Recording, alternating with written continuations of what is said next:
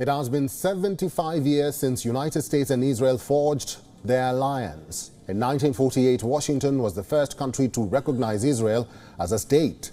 For context, 36 countries do not recognize Israel even today. Last year, Washington sanctioned $1 billion to maintain Israel's Iron Dome.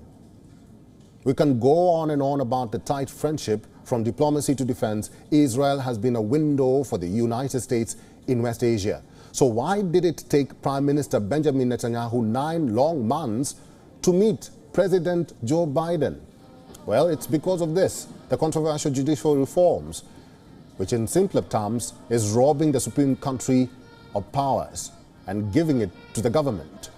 The move has put the country's democracy under the lens. Thousands and thousands have poured out on the streets, but Netanyahu seems undeterred.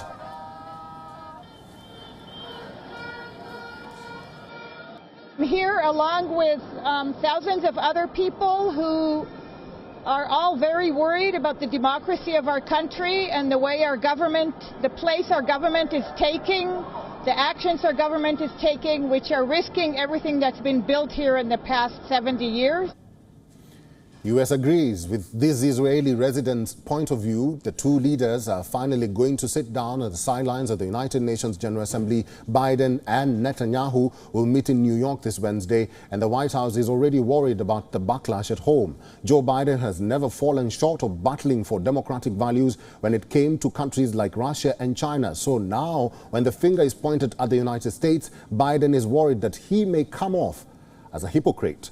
The U.S. National Security Advisor says, and I'm quoting here, the two leaders would discuss a range of bilateral and regional issues focused on the shared democratic values. The question here is, what shared democratic values is Jake Sullivan talking about? Iran has always been one issue the two sides have seen eye to eye on. But this meeting cannot conclude without discussing the judicial reform bill.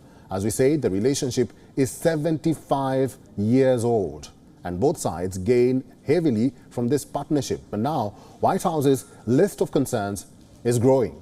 Washington first had doubts over Netanyahu's right-wing coalition. Then came growing frustrations over Israeli settlement growth in the occupied West Bank. And now the judicial reform move is bringing a new kind of turbulence, one that has the potential to hurt America's oldest friend.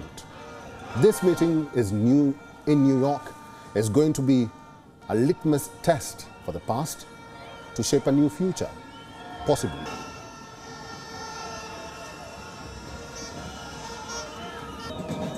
WION is now available in your country. Download the app now and get all the news on the move.